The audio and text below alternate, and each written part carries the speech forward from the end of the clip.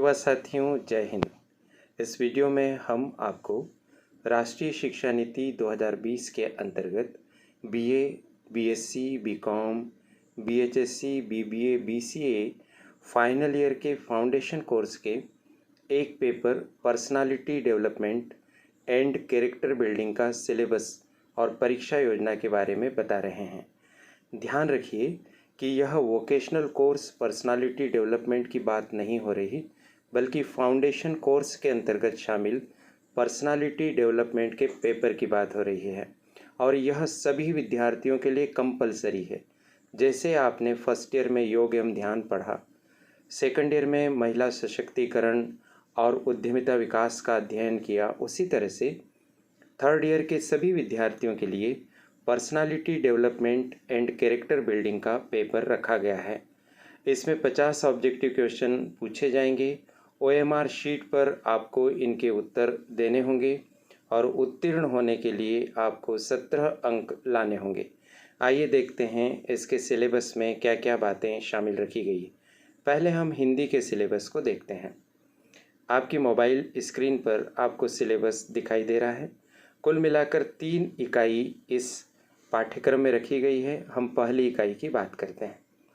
पहली इकाई में है व्यक्तित्व विकास, शारीरिक, मानसिक, बौद्धिक और आध्यात्मिक विकास। इसका अर्थ, अवधारणा, व्यक्तित्व विकास के कारक तत्व।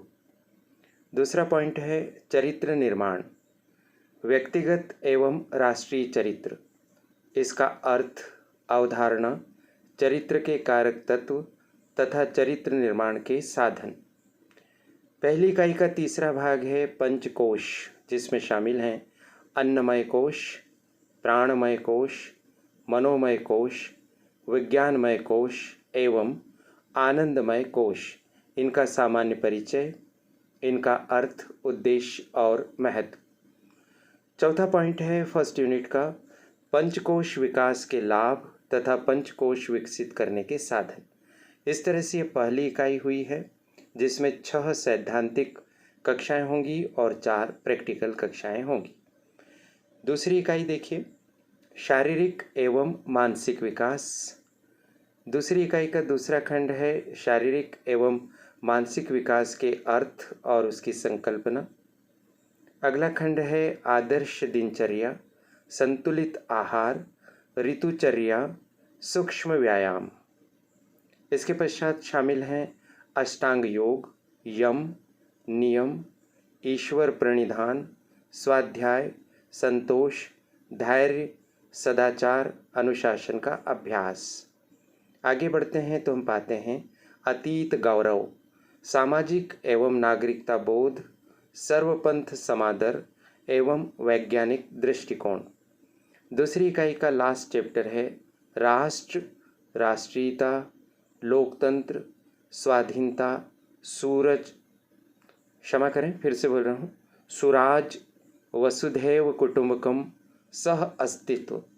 इस तरह से दूसरी इकाई में भी 6 थियोरेटिकल क्लासेस और 4 प्रैक्टिकल क्लासेस होंगी। तीसरी इकाई पर हम पहुँचते हैं नैतिक और आत्मिक विकास। इसमें शामिल है सुख, प्रसन्नता और आनंद में अंतर। अष्टांग योग का अगला भाग, जिसमें प्राणायाम, प्रत्याहार, धारणा, ध्यान और समाधि।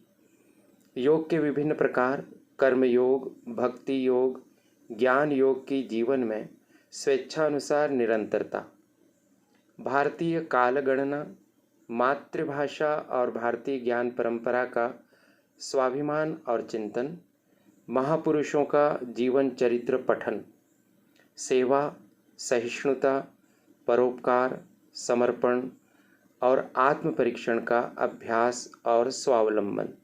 6 सैद्धांतिक और 4 व्यवहारिक। इस तरह से कुल 30 कक्षाओं में आपकी 3 इकाइयों का पाठ्यक्रम होगा।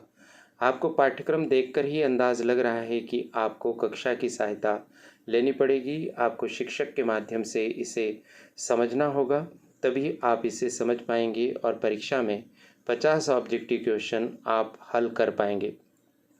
साथियों, इसे बहुत हल्के में मत ले लीजिए और अभी से इसकी पढ़ाई प्रारंभ कीजिए। यदि आप चाहते हैं कि हर टॉपिक पर वीडियो बनाकर करियर एडवाइस चैनल पर अपलोड किए जाएं तो आप कमेंट बॉक्स में लिखिए।